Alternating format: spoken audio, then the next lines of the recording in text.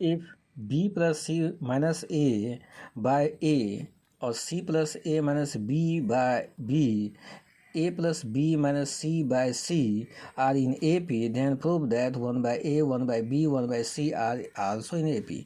यदि ये term first term second और थर्ड टर्म में जो दिया गया है वह ए पी में है, तो 1/a 1/b 1/c भी ए पी यानी समांतर श्रेणी में होंगे।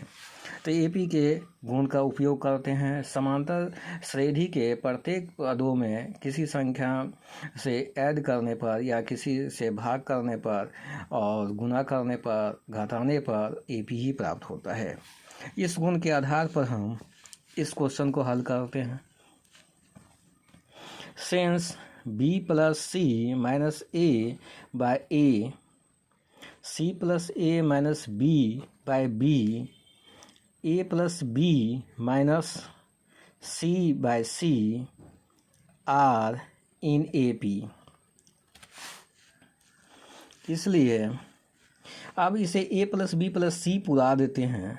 ए प्लस बी प्लस सी, तो ये जो है 2a हो जाएगा, क्योंकि 2a यानी 2a में a minus 2a plus a minus a हो जाता है। इस प्रकार हम इसे भी हम, इसमें b नहीं है तो b हम लिख देते हैं, b plus C plus a minus 2b।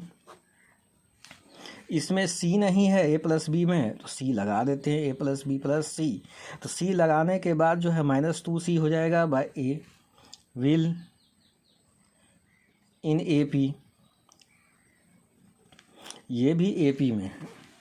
अब दोनों टर्म को अलग कर दें, इसे A plus B plus C by A minus 2a by A, इसे भी सीधा A plus B plus C लिख लेते हैं, A plus B plus C by B minus 2b by B. इसे भी कर्म में रखते हैं, A plus B plus C by C और minus 2c by C will in A P. पुनः हम इसे काटते हैं तो होता है A plus B plus C by A minus 2, A plus B plus C by B minus 2, A plus B plus C by C minus 2 will in A P. इसे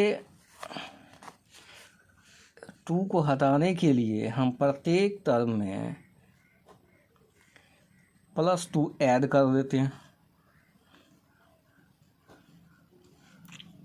plus 2 A plus B plus C by C minus 2 plus 2 will in A P. 2 cancel हो जाता है तो term बचता है यहाँ पर A plus B plus C by A plus B plus C by B, A plus B plus C by C will in A P. अब हम करते क्या हैं, सी इसे 1 by A plus B plus सी से मल्टीप्लाई कर देते हैं प्रत्येक टर्म में।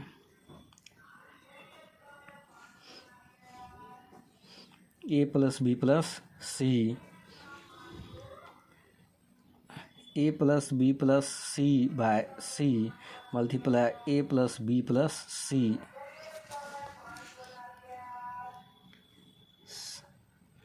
इस टर्म को बाद में लिख लेते हैं, A plus B plus C by C multiply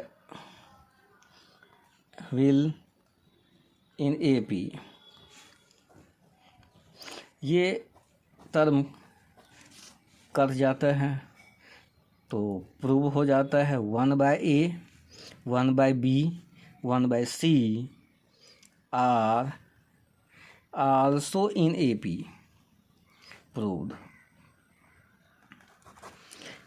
अब जो है ए पी के दूसरे क्वेश्चन में if 1/a 1/b 1/c are in A P then prove that जो है b plus C minus A by A, C plus A minus B by B, A plus B minus C by C are in AP। ये सब AP में है तो वो भी AP में होंगे।